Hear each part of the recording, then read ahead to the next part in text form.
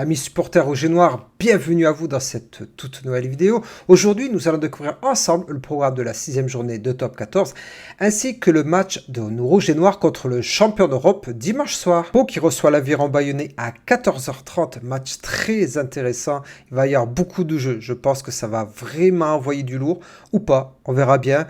Ça va être peut-être deux grosses défenses qui vont peut-être pas oser jouer, je sais pas, je pense pas. Premier match à 14h30 avec un derby. Pau qui reçoit l'Aviron Bayonnais. Alors encore bravo, alors c'est vrai que je ne l'ai pas dit dans ma dernière vidéo, je m'en excuse à l'avance. J'avais tellement la haine contre nos joueurs. Donc bravo à Bayonne, je pense que certains ont cru que j'étais chauvin ou quoi que ce soit. Non, pas du tout, vraiment, c'est que moi j'ai vu que ça. J'ai vu que la défaillance de notre équipe. Donc si je ne l'ai pas fait, je pense surtout à un commentaire qu'on m'a écrit particulièrement. Donc bravo à Bayonne, je suis vraiment désolé pour nos amis bayonnais. Au vu de ce que montre Pau à domicile, je pense pas qu'ils vont jouer petit bras. Et Bayonne est vraiment sur une bonne lancée, donc en plus ils sont leaders du championnat. Donc je suis sûr que Bayonne pourrait le faire. Donc je mettrai quand même une victoire de la section paloise, bonus défensif pour Bayonne. On enchaîne avec les 4 matchs à 16h35. Le Stade Français qui reçoit donc La Rochelle. Le Stade Français qui a été allé gagner le bonus offensif la semaine dernière à Perpignan.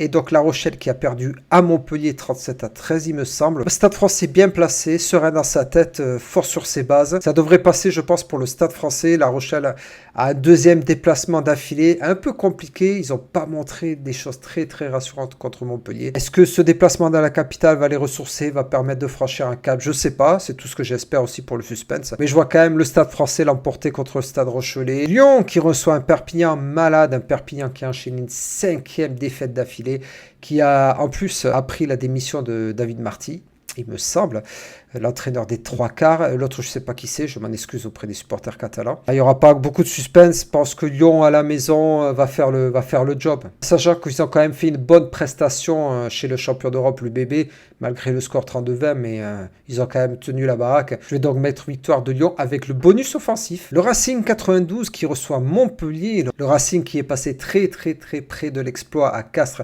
qui va recevoir un Montpellier en grande forme, qui propose de belles choses.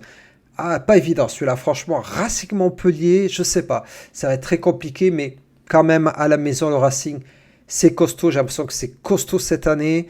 Ça devrait le faire pour eux. Donc, match serré quand même. Match serré, mais victoire du Racing 92.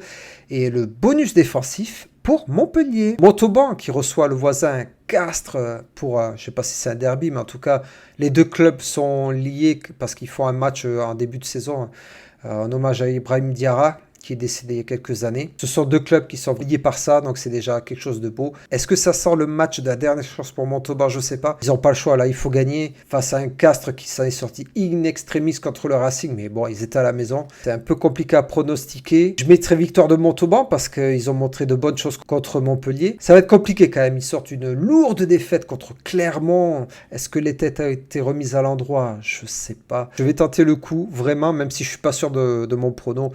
Allez, je vais mettre victoire de Montauban contre Castres. Il leur faut gagner ce match. Ils n'ont pas le choix. Je pense que c'est pas le match de la dernière chance, mais la saison est déjà bien entamée.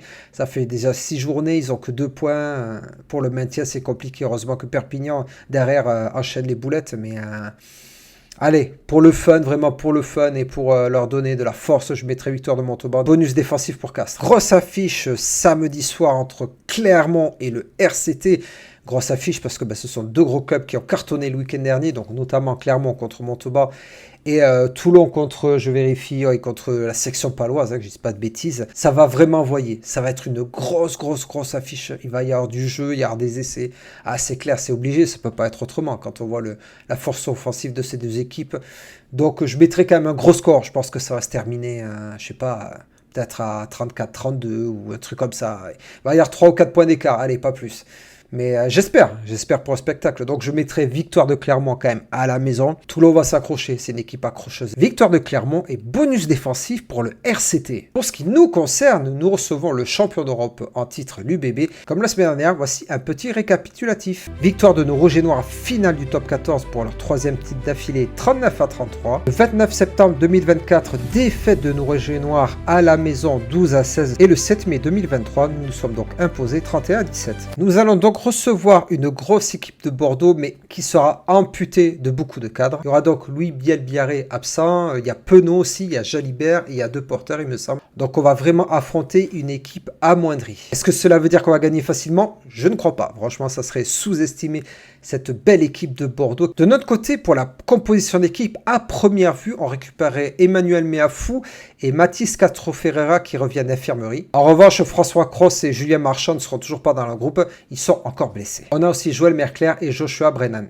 Bon, ça, c'est vraiment pour le paquet d'avant. Ça devrait le faire quand même. On a quand même un bon effectif. Pour les lignes arrières, Nelson Epé est toujours blessé et nos Argentins ont eu droit à une semaine de vacances. Malgré toutes ces absences, je ne sais pas encore l'équipe qui va être alignée, mais ça va être du lourd, je pense largement.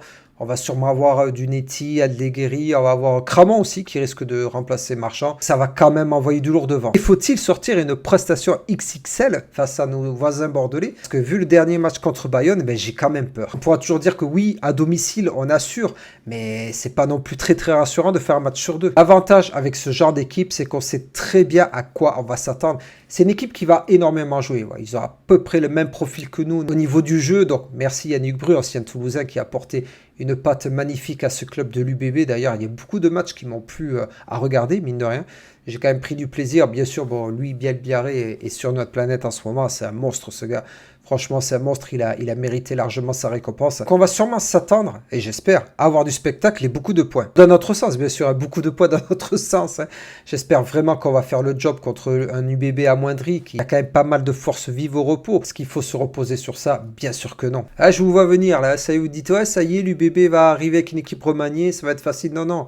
Je vous le dis clairement, je le répète, ça serait manquer de respect. Ça va être un beau match. Voilà, je pense que ça va être un très beau match. L'UBB va essayer de venir faire un coup, j'en suis sûr. Ils savent très bien qu'en ce moment on est malade, surtout sur certains secteurs de jeu, comme la mêlée, la touche, ça c'est clair, ils vont le voir, la touche, de toute façon tout le monde nous lit, donc ils vont vraiment s'appuyer sur ça, et ça va être très chaud. On peut pas reperdre un match à la maison contre eux, c'est pas possible. Alors certes, on a lavé l'affront de toutes les défaites de clubs toulousains, que ce soit dans les jeunes ou les féminines et tout, parce qu'on a tous perdu contre l'UBB. D'ailleurs, en championnat, on avait perdu 2 fois d'affilée, donc une fois à la maison, une fois chez eux, et heureusement, on a rattrapé le coup en fin de saison. Ça, on me dira, c'est le match le plus important à la finale, certes, mais on a lavé l'affront, mais à moitié, donc il faut que cette année, on se fasse respecter chez nous. Voilà, cette toute nouvelle vidéo est terminée, et merci à vous pour tous vos retours, merci pour vos nombres de vues, on a dépassé les 500 vues sur mon avant-dernière vidéo, merci beaucoup, n'hésitez pas bien sûr à vous abonner pour me donner de la force, à commenter aussi, ça m'a fait beaucoup plaisir de parler avec des supporters adverses. Prenez soin de vous, et je vous dis à très vite pour le débrief du match dimanche soir. Ciao!